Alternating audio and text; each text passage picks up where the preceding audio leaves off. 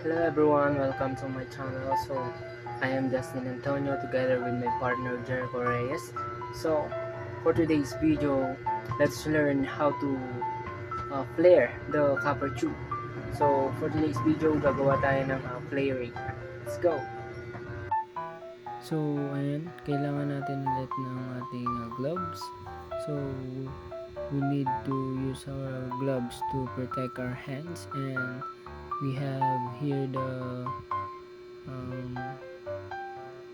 swaging clamp or the flaring bar. So meron tayong 1/4 na copper tube. So ayan, niligpitan natin. Then meron tayong flaring cone and flaring head natin, or yung pang flare natin ng ating copper tube. So ayan, igpitan natin yan hanggang sa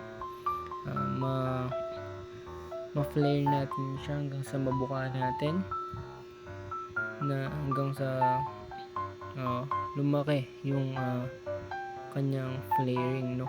Bawal siyang dapat meron tayong nakatansya na laki ng butas na gagawin natin, dahil pwede siyang sumobra, pwede siyang lumiit, or pwede siyang lumaki sa butas na paglalagyan natin, like sa copper nut natin na may sukat.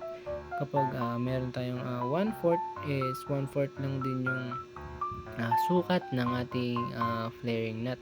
Then kapag 3/8 naman yung sukat natin, is 3/8 din yung sukat natin sa copper tube and sa flaring nut natin.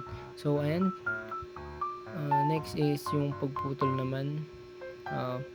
Ginawa lang namin to for example, no. Maliit yung ginawa namin na flaring. So ayan, higpitan natin ng konti habang iniikot natin, iniigpitan natin habang maganda yung pagputol ng ating copper tube, no. Dahan-dahan yung ating pag-iigpit and pag-ikot para hindi masira, hindi mayupi yung ating copper tube. And kailangan din natin mag-ingat na baka tayo masagatan. So ayan, stay watching and good luck everyone.